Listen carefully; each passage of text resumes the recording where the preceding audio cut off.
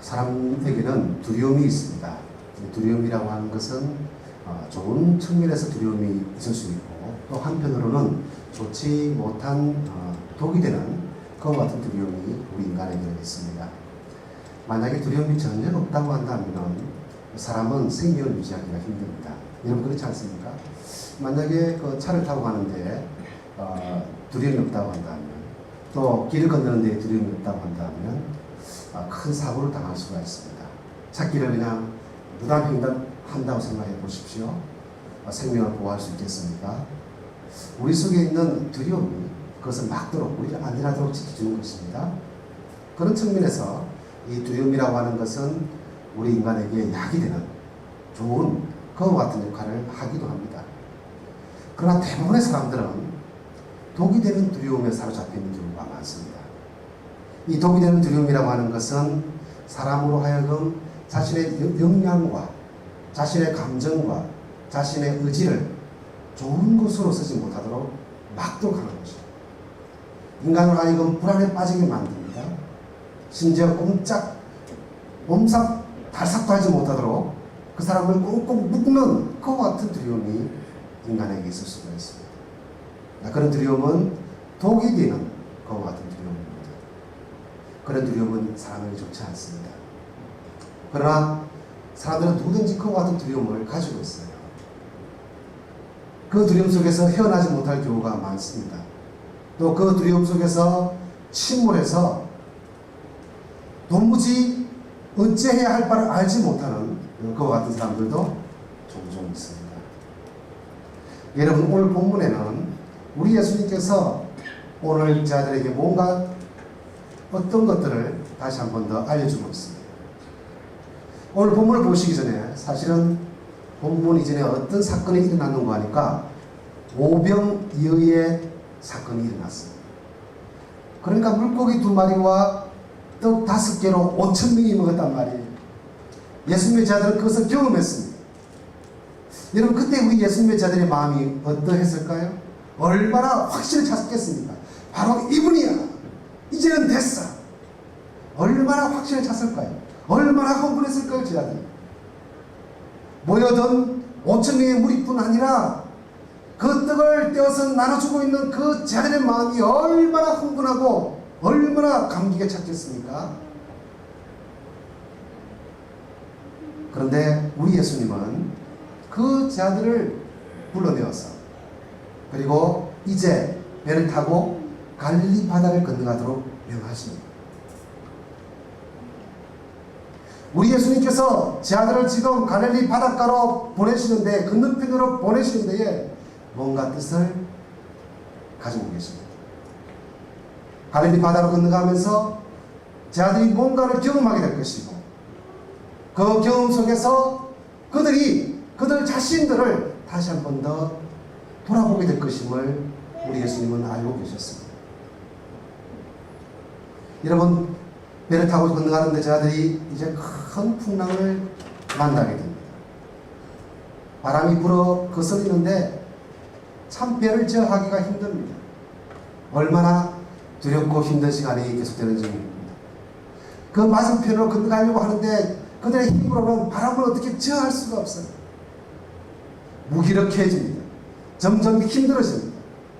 그래서 오늘 본문에 보면 고난을 당하더라, 그렇게 기록을 하고 있어요. 얼마나 힘들었을까요? 바람을 거슬려 가려고 하는데 그것을 감당하기가 너무나 어려운 것입니다. 그리고 지쳐 있습니다. 두려움에 빠져 있습니다. 이때 우리 예수님께서 바다 위를 걸어서 제들에게 가까이 나아가셨습니다. 여러분, 오늘날 우리 사람들이 어디에 관심을 많이 두고 있는가 하니까 예수님이 무리를 걸을 수 있느냐 없느냐 여기에 사람들이 많은 관심을 가지고 있습니다. 예수님이 무리를 걷는 거 하늘을 날아서 갈 수도 있지 않겠습니까? 많은 사람들은 예수님의 무리를 정말 걸었을까, 걸지 못했을까, 여기에 관심이 많습니다.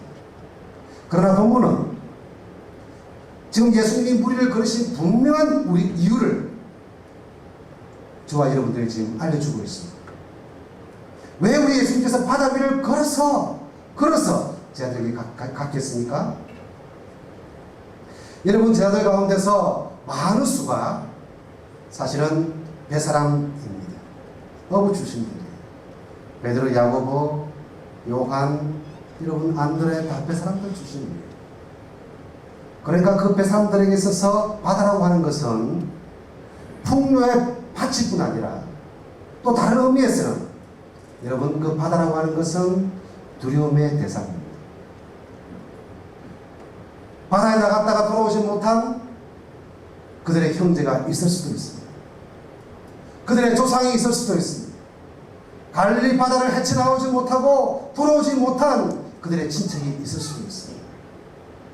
뱃사람들에게 바다라고 하는 것은 인생에 있어서 가장 큰 두려움의 대상. 얼마나 무섭고 두려운지.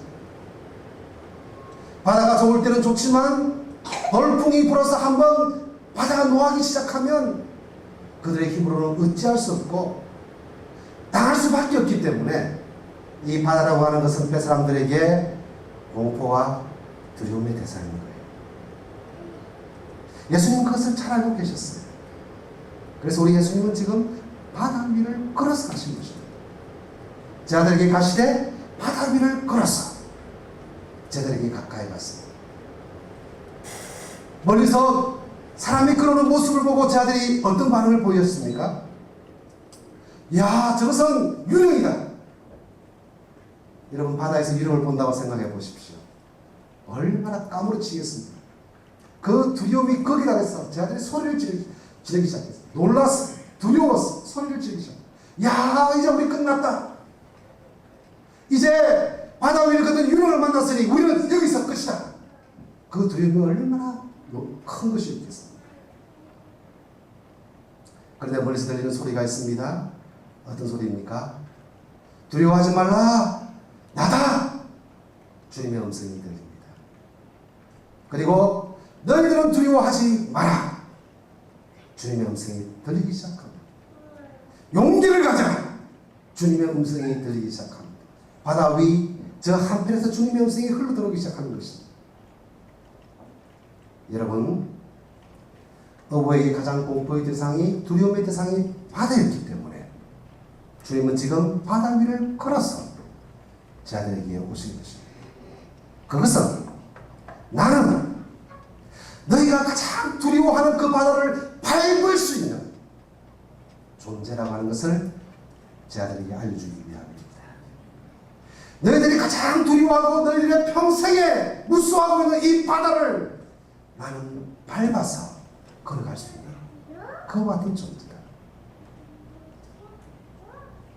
예수님의 자들에게 그것을 알려주기 위해서 오늘 우리 예수님은 바다 위를 걸어서 제 아들에게 가까이 나아가신 것입니다.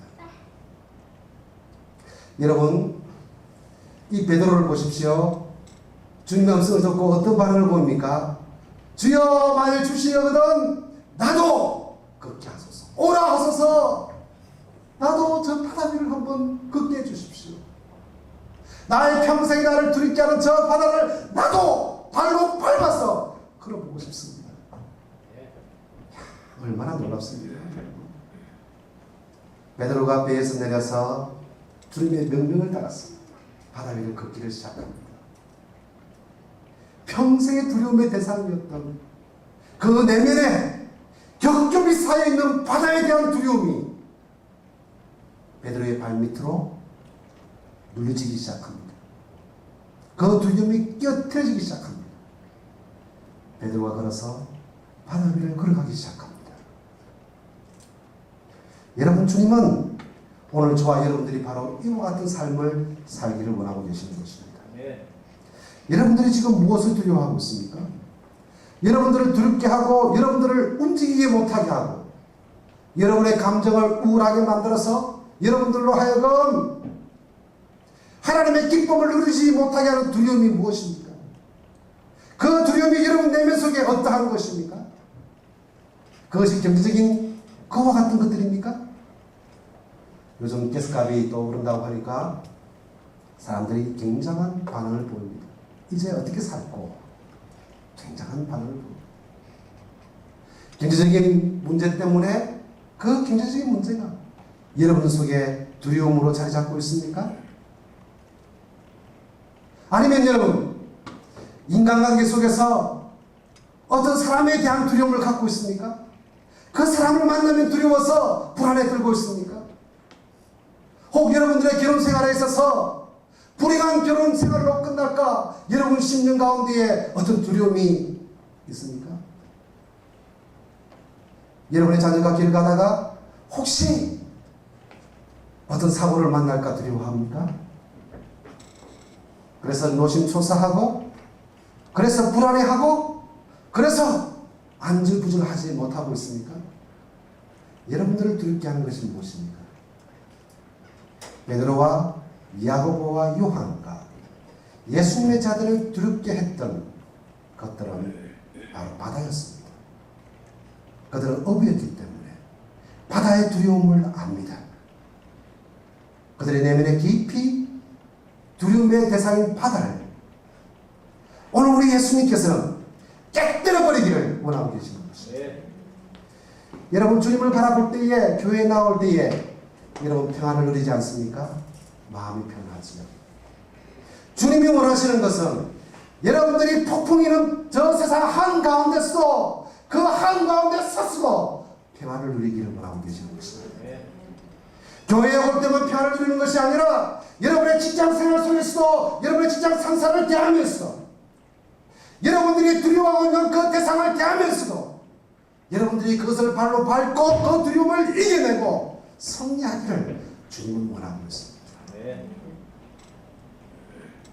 우리 예수님의 자들이 오병이의 기적을 통하여 얼마나 큰 기쁨을 맛봤습니까? 얼마나 큰 확신 가운데 섰습니까?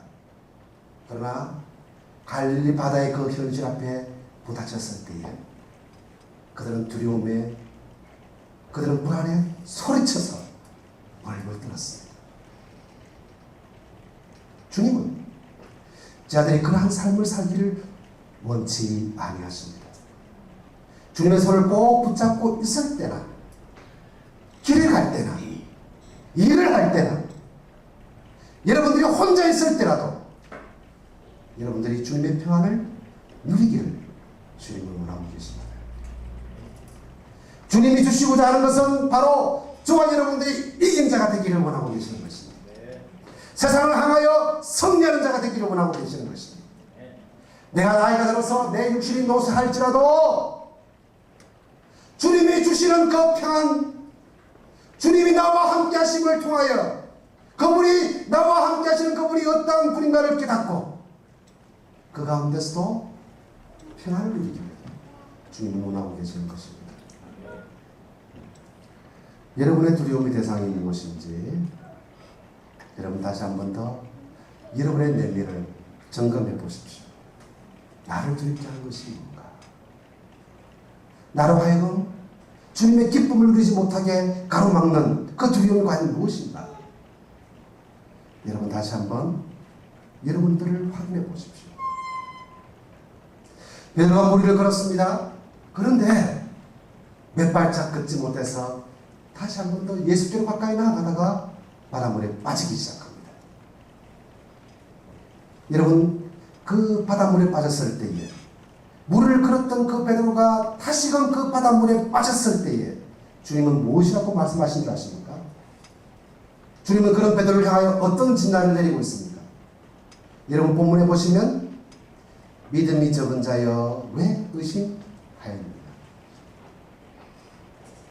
여러분, 이 주님의 이 말씀은 우리 그리스도인들에게 있어서 중요한 교훈을 알려주고 있습니다. 베드로를 향하여 믿음이 없는 자야라고 말씀하지 않았습니다. 믿음이 적은 자야. 여러분, 믿음이 적으면 의심이 우리 가운데로 몰려오게 됩니다. 그 의심이 우리 가운데 가까이 나오게 되면 우리는 또다시 두려움을 우리 품에 껴안게 되는 것입니다. 두려워할 수밖에 없어요. 그리고 그 두려워하는 그 이유는 내 속에 있는 믿음이 너무나 작기 때문이라고 주님은 진단하고 있는 것입니다. 여러분들이 지금 어떤 두려움 가운데 빠져있다고 한다면 그것은 다른 어떤 문제가 아니라 여러분 안에 주님을 향한 믿음이 작아졌기 때문에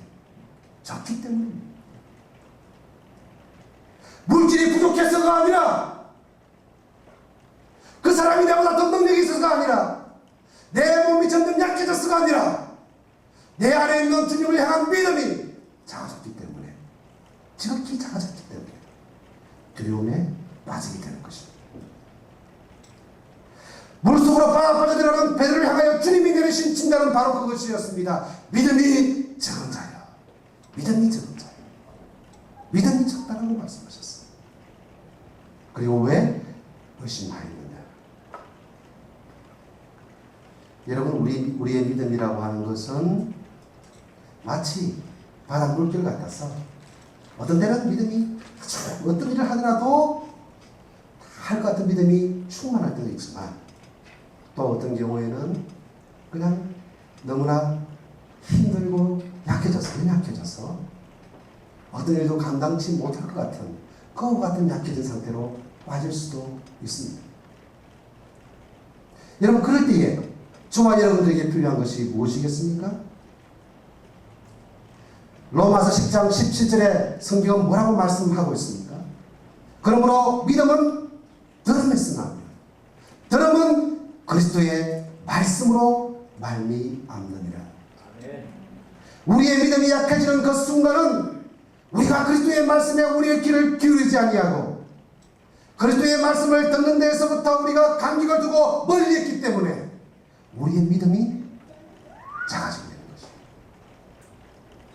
우리의 믿음이 흔들리게 되는 것입니다. 그래서 두려워하게 되어지고, 그래서 불안에 빠지게 되어지는 것입니다.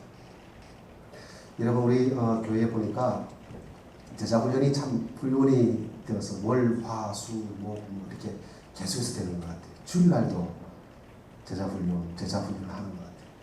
여러분, 이것은 얼마나 좋은 또 행복한 일인지 모릅니다. 여러분들 하여금 세상을 이길 수 있는 믿음을 더욱 강화할 수 있는 그와 같은 축복입니다. 하나님의 복입니다. 여러분, 목사님을 통해서 제자훈련 사역에 적극적으로 동참하십시오. 또 이 수요 예배, 금요밤 기도회 모이는 시간들마다 가까이 나와서 주의 음성에 귀를 기울이고 주를 향하여 소리쳐 외치면서 기도해 보십시오. 그럴 때에 세상을 향하여 우리가 우리의 발로 밟으며 디딜 수가 있는 것입니다. 여러분, 목사가 가장 두려워하는 것이 뭘까요? 글쎄요, 뭐가 두려운지 모르겠습니다만은 D.L. 무디라고 하는 분은 1871년도에 시카고 대화재 때에 모든 것을 다 불에 다 홀라당 다 태워냈어요. 주일 앞에도 다 타버리고 교회당도 다 타버리고 가진 것 다 타버리고 아무것도 남지 않고 달랑 이제 몸만 달랑 빠져나오고 기자들이 와서 묻습니다. 목사님 이제 어떻게 하실 겁니까? 뭐 가진 게 있어야죠. 아무것도 없잖아요. 그래서 이 D.L. 무디 목사님에게 가장 두려웠던 것은 아마 그와 같은 것을 잃어버리는 것이 아닌가, 그런 생각을 추측을 해봅니다. 목사가 교회당에 만약에 힘들어 해놨는데 다 잃어버린다 생각해보세요. 교인들을 놓친다고 생각해보세요. 얼마나 두렵겠어요.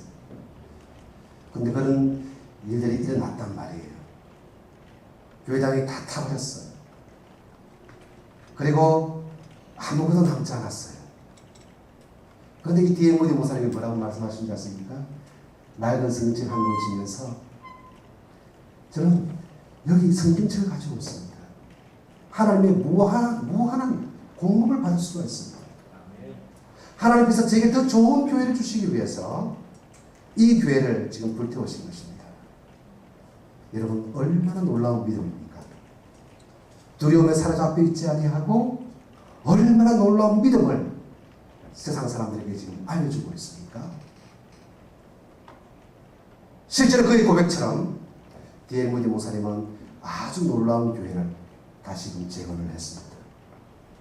빈털터리에서 모든 것을 다 잃은 상태에서 두려움에 사로잡혀 있지 아니하고 다시금 교회를 재건을 했습니다. 여러분, 그것이 가능한 이유가 무엇입니까? 그 속에 무엇이 있기 때문입니까? 믿음이 있기 때문입니다. 전능하신 주 하나님을 믿는 믿음이 있기 때문입니다. 나의 밥그릇을 빼앗아가는 것은 나로 하여금 굶주리게 하기 위함이 아니라 더 많은 것을 채워주시기 위해서 하나님께서 나의 밥그릇을 빼앗아간다고 믿었기 때문에 다시금 일어설 수가 있었던 겁니다. 두려움과 공포와 좌절 가운데 빠져서 불안 가운데 빠져서 낙심 가운데 빠져서 그의 인생을 망쳐버린 것이 아니라 도리어 더욱 주를 향하여 채워주실 주를 향하여 바라보면서 믿음으로 다가오는 두려움을 발로 밟고 이겨낼 수가 있었던 것입니다. 오늘 여러분들에게 있는 두려움이 무엇입니까? 여러분들을 두렵게 하는 것이 무엇입니까? 주님은 저와 여러분들이 그 두려움을 발로 밟기를 원하고 있는 것입니다. 주님을 믿기를 원하고 있는 것입니다. 그분이 전능자이심을 믿기를 원하고 있는 것입니다. 그분이 여러분들을 보호하시고 여러분들을 돌보시며 여러분들의 모든 필요를 채우실 뿐 아니라 여러분의 미래를 반드시 선한 길로 인도하실 것을 믿기를 원하고 계시는 것입니다. 오늘 이 자리에 나온 우리 믿음의 교우 여러분, 오늘 갈릴리 그 바닷가를 걸었던 그 주님을 여러분 상상해 보십시오. 자들에게 무엇을 알려주고 있습니다. 나는 이긴 자다. 나는 승리자다. 오늘 바로 그 주님이 저와 여러분들과 함께하고 있는 것입니다. 교회에서뿐 아니라 세상을 향하여도 저와 여러분들이 하나님이 주신 그 평안을 잃어버리지 아니하고 그 두려움을 밟고 누리는 자가 되기를 주님은 원하고 계시는 것입니다. 오늘 이 자리에 나온 우리 믿음의 식구 여러분, 여러분의 속에 있는 두려움을 다 발로 밟고 주님을 바라보면서 그 바다를 걸었던 베드로처럼 저와 여러분들이 걸을 수 있기를 주님의 이름으로